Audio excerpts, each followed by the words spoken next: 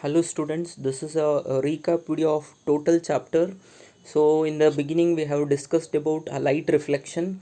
So what is reflection? Reflection is coming back of light rays to the same medium when they fall on a body, or whatever the definition I have given is the bouncing back of a ray of light when light strikes a medium where it cannot pass through. We call it as a reflection. In reflection we have studied laws of reflection.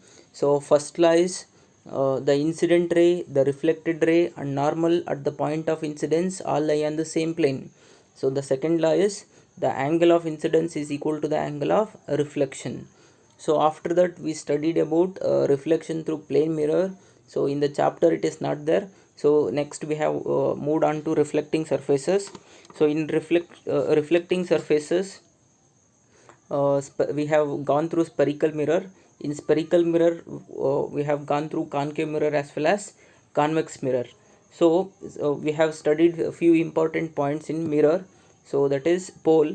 It is the midpoint or center of the reflecting surface of a spherical mirror, and center of curvature, it is the center of hollow sphere of which the mirror was a part. Okay, so and radius of curvature is the uh, distance between the center of curvature and pole of the mirror. So principal axis is the line joining the pole and the center of curvature. Principal section, it is the vertical section of the mirror by a plane passing through the principal axis of the mirror. So in the types of mirror we will come across concave mirror and convex mirror. We have studied the differences between convex mirror and concave mirror. So concave mirror reflecting surface is curved inwards, concave mirror reflecting surface is curved outwards. So concave mirror polishing is done on outer surface, convex mirror polishing is done on inner surface. So uses of concave mirror: used by dentists to focus light on the patient's teeth. So why exactly it is useful, I have explained in the chapter. Okay, used as a shaving mirror. So when you place the object between pole and focus, so you will get an enlarged erect virtual image. So that is the reason. So the dentist will use it in uh, uh, teeth operations, and it is used in shaving mirrors as well. So in the case of convex mirror, so convex mirror will always give enlarged view, and it also gives diminished and erect images. That is the reason. So convex mirror will be used as rear view mirrors in vehicles, and it is used as reflector in street lamp. So also it is used in uh, traffic signals. Okay, so image formation in the case of concave mirror. So first I have discussed about image formation in the case of concave mirror.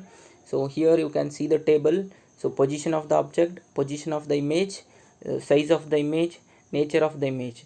So position of the image, first we have put the object at infinity.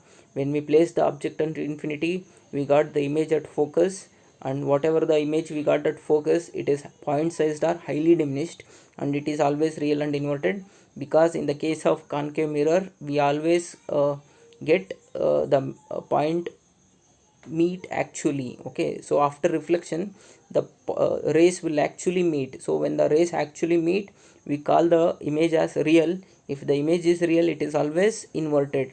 So next we place the object beyond C.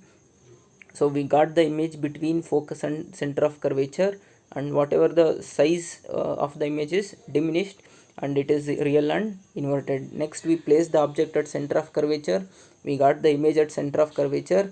So whatever the size is same, and it is also real and inverted. Then we place the object between center of curvature and focus. We got the image beyond C. Whatever the image we got is enlarged, it is real and inverted. Then we place the object at focus. We got the image at infinity. The image obtained is highly enlarged, and it is real and inverted. So next we place the object between pole and focus. We got the image behind the mirror. It is enlarged, and it is virtual and erect. So only in the last case we will get the nature of the image as virtual and erect. This is the reason. So the concave mirror is used as dentist and as well as shaving mirrors. So next, image formation by convex mirror. So here only two cases are possible. First we will place the object at infinity. when we place the object at infinity, we get the image at focus behind the mirror. So whatever the image we got is highly diminished and point sized, and it is virtual and direct. So when next we place the object between infinity and pole of the mirror. So anywhere between infinity and pole of mirror, we always get the image between pole and focus behind the mirror, and whatever the image we will get is always diminished, it is virtual and erect. See, remember, in the case of convex mirror, so the image nature will be always virtual and direct, and it is diminished in one case and highly diminished in other case. So almost we will get a diminished image in the case of convex mirror. So in the convex mirror, the reason why this is used as rear view mirrors and reflector in street lamps, and also used in traffic signals, it always gives enlarged view, as well as the image appears as virtual and direct. So that is the reason why this mirror will be used in rear view mirrors of vehicles and traffic signals. So this is about reflection.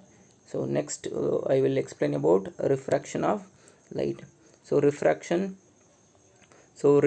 is bending of light when light passes from one medium to another medium. So we have studied laws of refraction. So first law says the incident ray, the refracted ray, and the normal at the point of incidence all lie on the same plane. Second law, that is Snell's law, the ratio of sine of angle of incidence to the sine of angle of refraction is always a constant for given pair of media,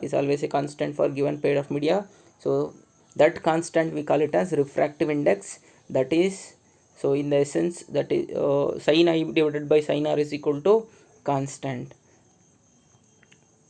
So after that we started refractive index. So what is refractive index?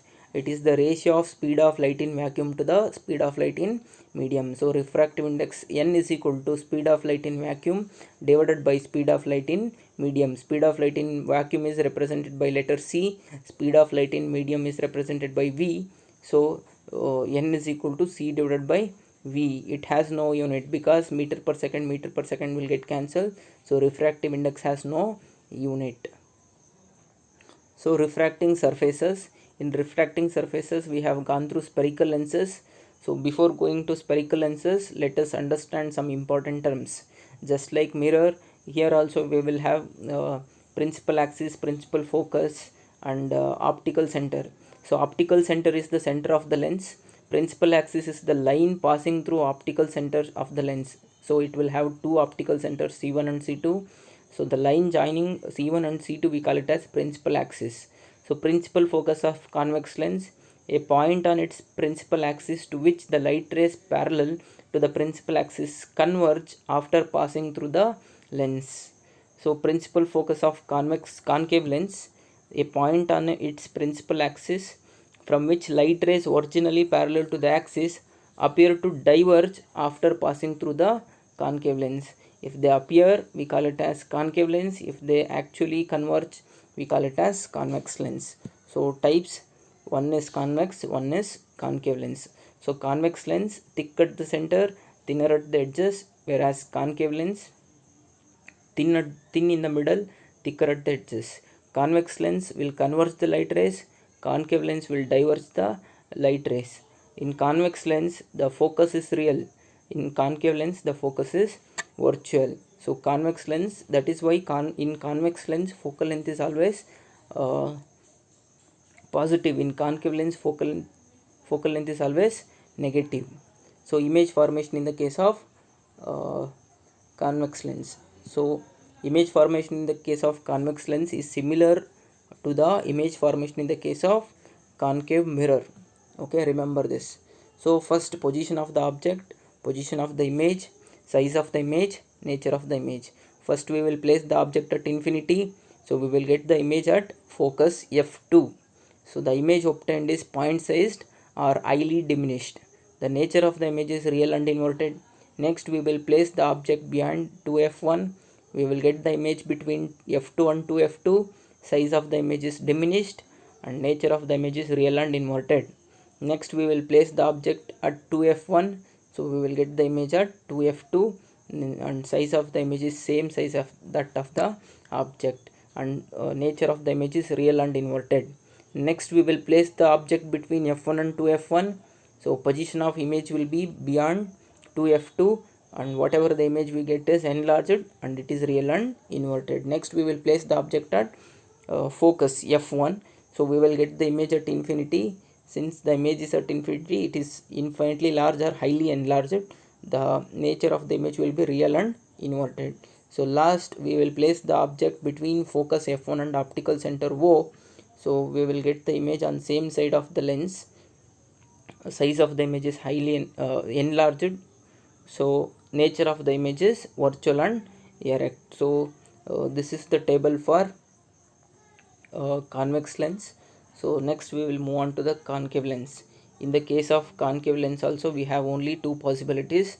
So first we will place the object at infinity. When we place the object at infinity, we will get the position of the image at focus f1. So size of the image is highly diminished or point sized. Nature of the image is virtual and erect. Next we will place the object anywhere. So if we place the object anywhere between infinity and optical center O of the lens, we will get the position of the image between f1 and optical center O. So relative size of the image will be diminished and nature of the image is virtual and erect. Okay, this ends the theory of your light chapter. In the next classes I will be discussing examples in text questions and numericals.